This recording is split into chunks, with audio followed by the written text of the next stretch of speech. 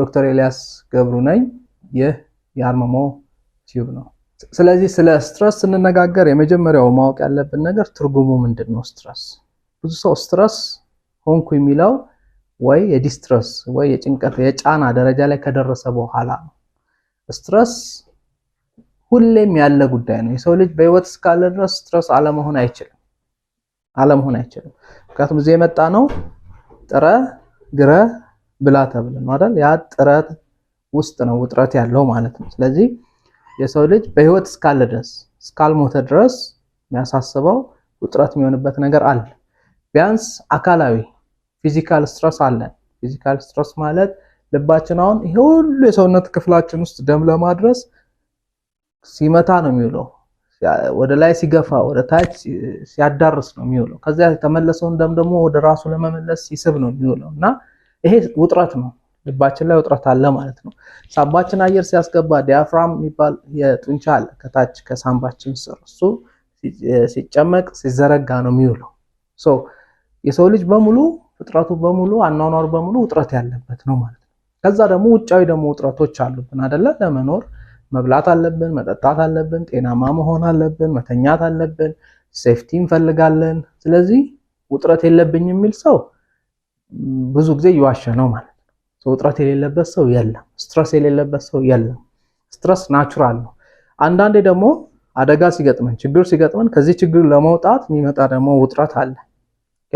ፋይት ኦር ፍላይት ሳምታይምስ ፍሪዝም ያለበት ለዛን ነገር ከመዋጋት ከማሸነፍ ወይ ደግሞ ከዛ ነገር ለመሸሽ የምንፈጥረው የራሳችን የሆርሞን የኬሚካል የስሜት ለውጥ አለ ውጥረት የሚያፈጣው ማለት ነው። ስለዚህ ውጥረት ለምን አስፈለገ ሲባል ፈጣሪ ለምን ሰው ልጅ ውጥረት እንዲኖረው አደረገ ሲባል ሰርቫይቭ ለማድረግ ከዛም ለማደግ ነው።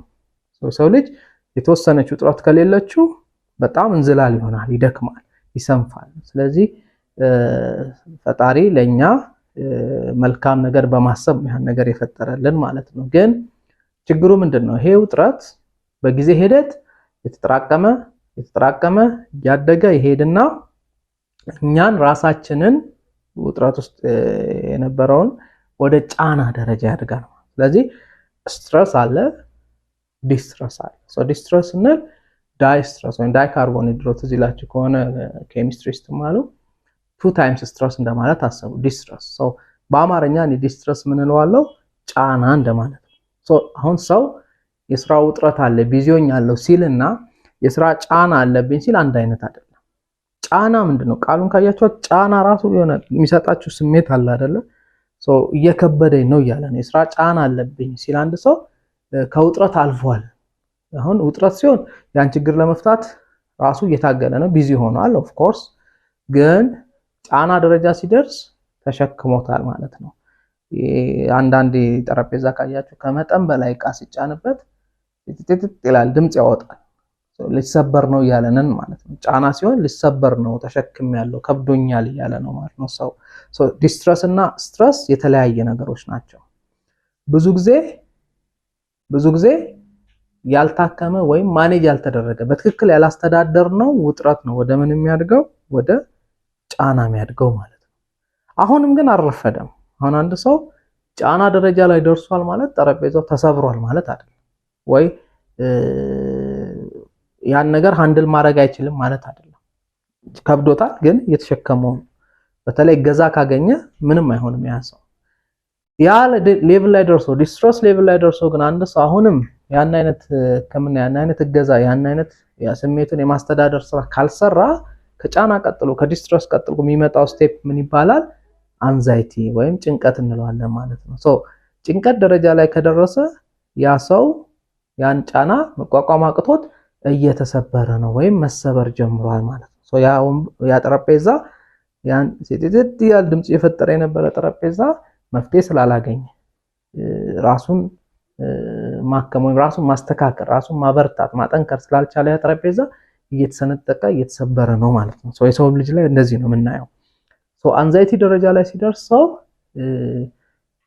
ሞስት ላይክሊ ቴራፒ ካላገኘ ትክክለኛ የሕክምና አገልግሎት ካላገኘ ወደ ኖርማል የሚመለስ እድሉ በጣም ይከብደዋል። ምናልባትም መንፈሳዊ ህይወቱ ላይ ጠንክሮ ሌሎች ነገሮች አድርጎ በሜዲቴሽን በተለያየ መንገድ ሊያልፍ ይችላል። ግን አንዛይቲ ደረጃ ላይ ከደረሰ ብዙ ባለሙያዎች የሚመክሩት ቴራፒ ማግኘት እንዳለበት ነው። ያ ሰው አንዛይቲ ደረጃ ሲደርስ እንግዲህ እንቅልፍ መተኛት አይችልም። ይሄ ሰው ውስጡ ረፍት ማግኘት አይችልም። ሁሌ ይረበሻል፣ ሁሌ ይጨነቃል ማለት ነው። ስለዚህ ሕክምና ያስፈልገዋል። ከዚህም ደረጃውን አንዛይቲ ደረጃም ደርሶ አሁን ብዙ ሰው ሕክምና የማግኘት ራሱን የማስተካከል ስራው ብዙ የተለመደ አይደለም በእኛ ሶሳይቲ። አሁን ነው እነዚህ ነገሮች ራሱ መወራት የጀመሩት እንደምታውቁት እና እነዚህ ነገሮች በጊዜ ሂደት ካልተቀየሩ ምንድነው የሚያመጣው ቀጥሎ ማለት ነው? መዘረር፣ በርናውት የማድረግ ደረጃ ይደርሳል ማለት ነው። እንግዲህ አሁን አንዛይቲ ደረጃ ሲደርስ ባትሪ እንግዲህ ባትሪያችሁን ስልካችሁን ካያችሁት አረንጓዴ ሲሆን ፉል አረንጓዴ 100% ቻርጅ ስታደርጉት አሁን 100% ሲሆን አረንጓዴ ነው አይደል? ከዛ የቀነሰ የመጣ ቢጫ አይነት ቀለም ነው የምታዩት። ልክ የኢትዮጵያ ባንዲራ ይመስላል አይደል? መጨረሻ ላይ ሊጠፋ አካባቢ ቀይ ነው የሚሆነው። አሁን ቀይ ላይ ሆኗል፣ ሎ ሆኗል፣ ዜሮ እየደረሰ ነው ማለት ነው አንዛይቲ ሲሆን። የሰውየው ባትሪ ሁላችንም ውስጣችን ባትሪ አለ። የሰው ልጅ ኤሌክትሪካል ቢይንግ ነው ወይም ኤሌክትሪካዊ አካል ነው ማለት ነው። ቻርጁ ያድጋል ይቀንሳል ማለት ነው። ሙሉ ፉል የሚሆንበት ጊዜ አለ፣ ማዕከለኛ የሚሆንበት፣ ሎ የሚሆንበት ጊዜ አለ ባትሪያችን ቻርጃችን ማለት ነው። እና አንዛይቲ ላይ ሲሆን ቀይ እየሆነ ነው ወይም ወደ ዜሮ እየተጠጋ ነው። ኢቭን ሊዘጋም ይችላል ማለት ነው አንዛይቲ ሌቭል ላይ ሆኖ። በርናውት አረገ ግን ስንል ኢቭን ባትሪው ሞቷል ወይም ባትሪው ተበላሽቷል ማለት ነው። ወይ በሆነ የሚያስነሱበት መንገድ አለ ካወቃችሁ ሞባይል ሲሰሩና ያ ባትሪው እንደ አዲስ መሰራት አለበት ወይ ባትሪ መቀየር አለበት ያ ሰው እንደማለት ነው። ስለዚህ በርናውት ሌቭል ላይ ሲደርስ ሰውየው መታገልም የሚችልበት ጫና ውስጥ ራሱ አይደለም። በቃ he doesn't really care ኢሞሽናል ዲታችመንት አለው። የራሱን ዲፐርሰናላይዜሽን የምንለው ወይም ለራሱ የነበረው ትርጉም እኔ ማን ነኝ ለሚለው ስለ ስብዕናው የነበረው ነገር ሁሉ የተቀየረ ነው የሚመጣው ማለት ነው። ስለዚህ በርናውት ሌቭል ላይ ከደረሰ እንኳን ለሱ ለባለሙያ ለኛም ስራው ብዙ ነው ማለት ነው ያን ሰው ለመመለስ ወደ ነበረበት አቋም። ስለዚህ በተቻለ መጠን የመጀመሪያው እንግዲህ ማወቅ ያለባችሁ ነገር የሰው ልጅ የስትረስ ከርቭ አለው። ሰው መጀመሪያ ስትረስ ሲጀምር ኖርማል ነው ብያችኋል። ሁሉም ሰው ስትረስ ሌቭል አለው። ግን ትንሽ እየጨመረ ሲመጣ እንደውም ባይገርማችሁ የስትረስ የውጥረት ጉዳይ ሞቲቬሽንን ይጨምራል፣ መነቃቃትን መነሳሳትን ይጨምራል። ለምሳሌ ተማሪ ፈተና ከሌለ አያጠናም። ፈተና ትንሽ ስትረስ ነው፣ ትንሽ ውጥረት ነው። ያ ፈተና እንዲያጠና ሞቲቬሽን ይሆናል። ፈተና ደርሷል ብሎ ያጠናል ማለት ነው። ስለዚህ ሞቲቬትድ ሆነ ማለት ነው። ሰራተኛ አለቃው ቼክ ካላደረገው፣ መውጫ መግቢያው ካልታየ፣ ስራው ፐርፎርማንስ አፕሬዛል ካልተሰራ ምንም ሞቲቬትድ ላይሆን ይችላል። አርፍዶ ሲገባ ፎሎ አፕ ከሌለው በጧት ለመነሳት ሞቲቬትድ አይሆንም ማለት ነው። ለዚህ ነው ብዙ ጊዜ አሁን ጥሩ ተፈጥሮ ያላቸው ሀገራት ዜጎች ሰነፍ ይሆናሉ ይባላል በተለምዶ አይደለ? አሁን ኢትዮጵያን ብታዩት አየራችን ቆንጆ ነው፣ ሙቀትና ቅዝቃዜው የተመጣጠነባት፣ ብዙ አይነት የተፈጥሮ አደጋ ማያጠቃን ሀገር ነን። ግን ምን ይሆናል? ያሰንፈናል። ያ ነገር እንዳንሰራ፣ እንዳንፈጠር፣ እንዳንታገል ያደርገናል። ለምን? ስትረስ ትንሽም ቢሆን ያስፈልጋል እላችሁ ነው። ያ ችግሩ ግን ምንድነው? ስትረሱ እየጨመረ ሲሄድ ቅድም እንዳልኳችሁ የሆነ ነጥብ ላይ የመሰበር ነጥብ ላይ ይደርሳል። ሰው ዲስትረስ ይሆንና ጫና ይሆንና ጫናው ሲበዛ የመሰበር። አሁን ብዙ ጊዜ የመስሪያ ቤት ላይ ስልጠና ሲሰጥ አንዱ ማየው ባንኮች ላይ ሪል ስቴቶች ላይ ቤስት ፐርፎርማንስ የሚባሉ አሉ። በጣም የሚሰሩ በጣም በቃ ስትረስን ተቋቁመው በጣም ፐርፎርም የሚያደርጉ ማለት ነው ለድርጅታቸው። እና አንዳንዴ ማናጀሮች ሲኢኦዎች ምን ያደርጋሉ? እነዚህ ሰዎች ባትሪ ነው እነዚህ ሰዎች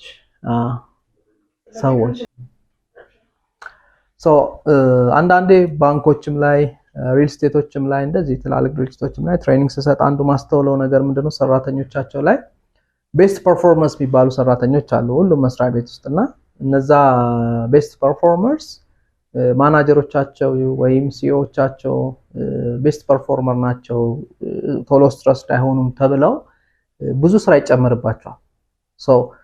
ኦቨርዌልሚንግ ቤስት ፐርፎርማንስ የሚባል ነገር አለ ሳይኮሎጂ ላይ እና እነዚህ ሰዎች መጨረሻ ላይ ምንድነው የሚሆኑት? ስራውን እሺ ይላሉ፣ ይቀበላሉ።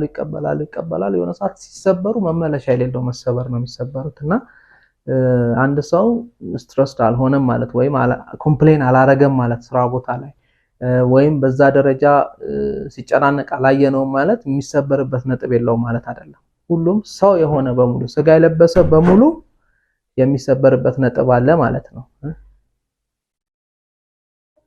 እሺ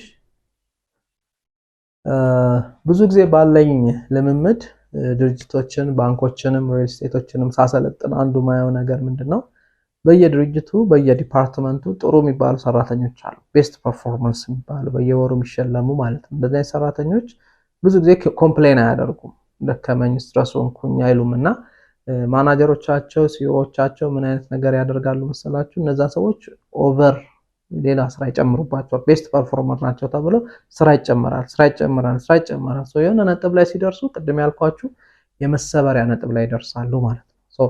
የመሰበሪያ ነጥብ ላይ ከደረሱ በኋላ መመለስ ራሱ ከባድ ነው እነዛን ሰዎች። ስለዚህ አንድ ሰው ቤስት ፐርፎርመር ነው ማለት ችግር ሲገጥመውም ሲጨነቅም ኮምፕሌን ሳያደርግ አንገቱን ደፍቶ ስራውን ይሰራል ማለት የሚሰበርበት ነጥብ የለውም ማለት ነው። ወይም እኛም ራሳችን እኔ ምንም አልሆንም እኔ አልሰበርም የምንል ሰዎች አለን በባህሪና በቃ ምንም ችግር ሲመጣ መሸከም ራሳችን ሌሎችን ነፃ አውጥተን ራሳችንን ኦቨር በርደን የማድረግ ልምምድ ያለን ሰዎች ልኖር እንችላለን ውስጥና በተቻለ መጠን ይሄን ማወቅ አለብን። የሰው ልጅ የሆነ ስጋ የለበሰ ሰው በሙሉ መሰበሪያ ነጥብ አለው። በቃ ነጥቡ ደረጃ ሊለያይ ይችላል፣ ዲግሪው ማለት ነው። ቶሎ የሚሰበር ሰው አለ፣ ቀስ ብሎ የሚሰበር ሰው አለ፣ ግን ሁሉም ይሰበራል፣ የመሰበሪያ ነጥብ አለው። ስለዚህ ራሳችንን ኦብዘርቭ ማድረግ ባትሪያችን ምን አይነት ደረጃ ነው፣ ስንተኛ ፐርሰንት ላይ ነው ያለው ባትሪያችሁ፣ የጤና ባትሪያችሁ፣ የኃይል ባትሪያችሁ፣ የሞቲቬሽን ባትሪያችሁ፣ የኮሚትመንት የቁርጠኝነት ስራ ላይ ያላችሁ ባትሪ ስንት ነው ያለው እና ያንን አውቀን ራሳችንን ቻርጅ የማድረግ ልምምድ ያስፈልጋል ማለት ነው። ስትረስ ስንሆን ምልክቶች አሉት። የስትረስ ወይም የውጥረት ወይም የጭንቀት ምልክቶች አሉት። አንዳንድ ሰው አካላዊ ሊሆን ይችላል ምልክቱ። አካላዊ ስንል ራስ ምታት ሊሆን ይችላል፣ መድከም ሊሆን ይችላል፣ ፊዚካል ጨጓራ ሊሆን ይችላል። ኤኒቲንግ ከቦዲ ጋር የተያያዘ ከአካል ጋር የተያያዘ ምልክቶች ያሉት ሰዎች አሉ። ስትረስ ሲሆን በዛ ነው የሚያውቀው ማለት ነው። ወይም ፍርሃት ሰው ደግሞ አጋጣሚ አደጋ ነገር ሲሆን ጣቱ የሚንቀጠቀጥ የሚያልበው ሰው አለ አይደለ? ይሄ የፊዚካል መገለጫው የስትረስ ማለት ነው። ከዛ ውጪ የኮግኒቲቭ መገለጫዎች ወይም ሀሳብ፣ ግንዛቤ፣ አትኩሮት ላይ የሚፈጠሩ ችግሮች ሊኖሩ ይችላሉ። ለምሳሌ ስትረስ ስንሆን አንዳንዶቻችን ፎከስ ማድረግ ያቅተናል፣ ትኩረት ማድረግ ያቅተናል ስራችን ላይ። አንዳንዶቻችን ሀሳብ ይበዛብናል፣ አእምሯችን ውስጥ ሀሳቦች እንደ ማራቶን ይሮጡብናል ማለት ነው። ስለዚህ ይሄም አንዳንዴ ምን ሆኜ ነው እያል ራሳችን ስንጠይቅ ስትረስ ሆነን ሊሆን ይችላል ማለት ነው። ስትረስ ምልክቶቹ ይለያያሉ። አንዳንድ ሰው በስሜት በኢሞሽን ይገለጻል። ስትረሱ በጣም ይጨነቃል፣ ይፈራል፣ ያዝናል፣ ይደብረዋል፣